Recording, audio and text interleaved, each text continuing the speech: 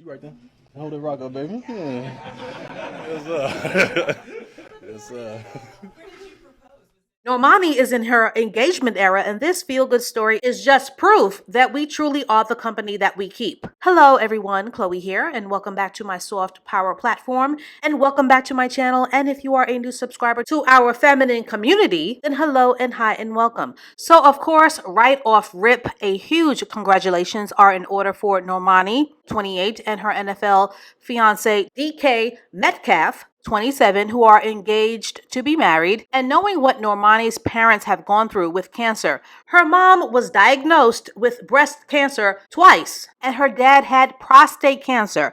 So this is such good news. And it is very heartwarming to know that they too can get to share in this exciting new chapter of her life. Now, of course, with social media, mental illness will always be in the building, along with a lot of predictable moaning and groaning, performative concerns, and triggered insecurities, and critics galore who will always have something negative to say about a woman being in a position to choose marriage over her career. Because let's face it, there is just something about weddings, although we say we want to see more of them, that tends to bring out the worst in people. But I wanted to share my hypergamous thoughts on how you too can apply Normani's move in silence strategy for yourself. Because having a strategic and an intentional mindset when it comes to attracting marriage is more than half the game. Now, notice how Normani kept it private, not a secret, and moved in the sweetest of energetic silence.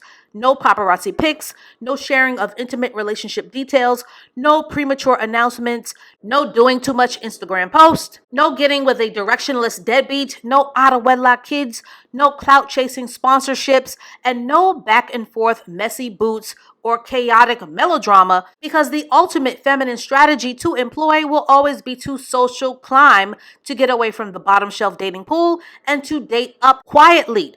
But the most important aspect of private, not a secret, is that what people don't know, they cannot destroy. I even love the fact of her fiance, who is absolutely beaming with pride and who is smiling from ear to ear and who clearly wants to be a husband. She right there. Hold that rock up, baby. Yeah.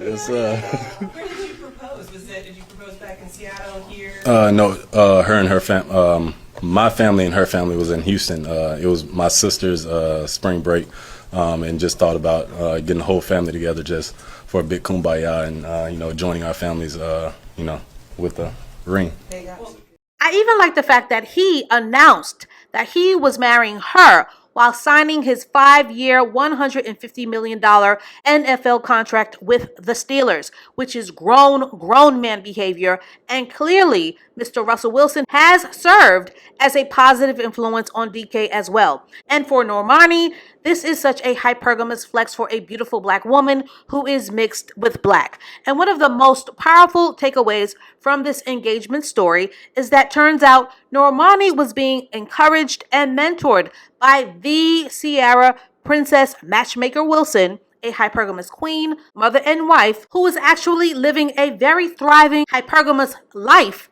on the highest level, which is a super smart move on Normani's part, because being mentored, advised, and surrounding yourself with the right hypergamous energy is a mindset difference maker and a game changer, which is super important in having a leveled up mindset and dating high performing men. Because if your partner is a family oriented person, he'll naturally surround himself with like-minded men, which is crucial in dating for marriage. Ladies, the forever lesson to learn here is that the company that you keep will always matter, because birds of a feather will always flock together. And as the saying goes, if you hang out with 5 bums, you will be number 6. Normani also very noticeably, but very quietly and under the radar, chose hypergamy over her inconsistent career. And there is absolutely nothing wrong with that. And there is absolutely nothing wrong with changing course. Ladies, a woman can have it all, but in most cases, she cannot chase it all at the same time. And it is okay to know this and to accept this. And for reference purposes, I made 2 very important videos. One, the 15-year window, and a Can a Woman Have It All video that I personally consider to be required viewing for those of you who need a hypergamous refresher, because absolutely none of us care about your grandmother who had her first child at 67. I'm here to tell you right now, We don't care. So in essence, Normani pulled a Hailey Bieber and a Sophia Richie Grange and traded in her youth and chose the hypergamous wife life.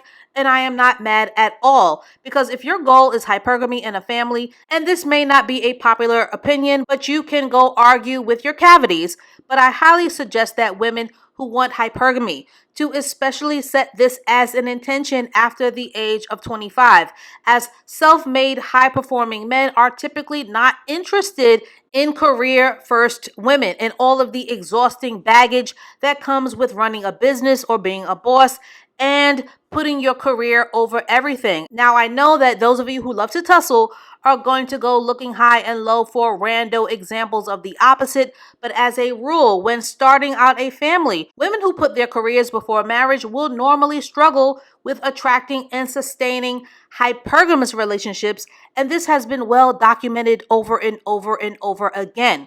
So if you want the hypergamous smoke, take it up with God. And no one is saying that you can't be a hypergamous boss after you are married. And a great hypergamous example of this is Sophia Richie Grange. Sophia Richie cleaned up her low-value, trashy act and got out of the game early by marrying Elliot Grange, a nerdy-looking but uniquely handsome music executive who comes from music producer royalty, and now she has rebranded herself as a private upper crust, high tea, summer home on the beach socialite where the moneyed air is super thin. And I have no doubt that she was heavily influenced to prioritize having a family by her big sis, Nicole Richie. And that is just one example to let you know that hypergamous women are not the sacrificial dummies that hate watching women love to paint them out to be. Hypergamous women have the choice to rest, but they also have the choice to have hobbies and the opportunity to use their talents once they are settled into their marriages. But as a rule, a hypergamous woman will always be more committed to being an amazing wife and support system for their provider husbands than they are to their careers. And yes, some women can juggle both, but most women do not want to. And depending on the man that you marry, he will be okay with that as well. Ladies, in hypergamy, when there are no competing interests that would make the masculine and the feminine divine clash, the chances of having a harmonious and a happy, healthy marriage are the strongest. This is why so many marriages end in utter devastation, confusion, power struggles, and chipped egos, because you can't have two masculines in a marriage and you cannot have two passive feminines, because absolutely nothing will get done. In hypergamy, the husband is the head, the woman the neck, and both are equally valuable and both are equally important in the game of being equally yoked. So a hypergamous wife would never see supporting her husband and nurturing her family as a demotion in her womanhood, and having her career or reinventing herself as a married woman can always spin the block. Because now for Normani, it's no more worrying about her album sales or her fans nagging her about not striking while the iron is hot, or comparing her to other workhorse pop girlies in the spotlight.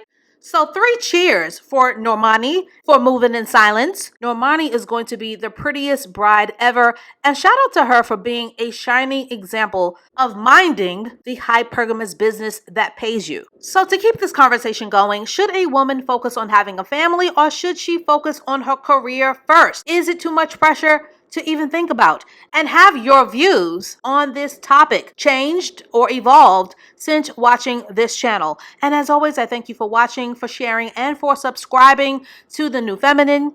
And please stay tuned for more case study videos to come, and I will catch up with you ladies and lurkers and ear hustlers in the next one.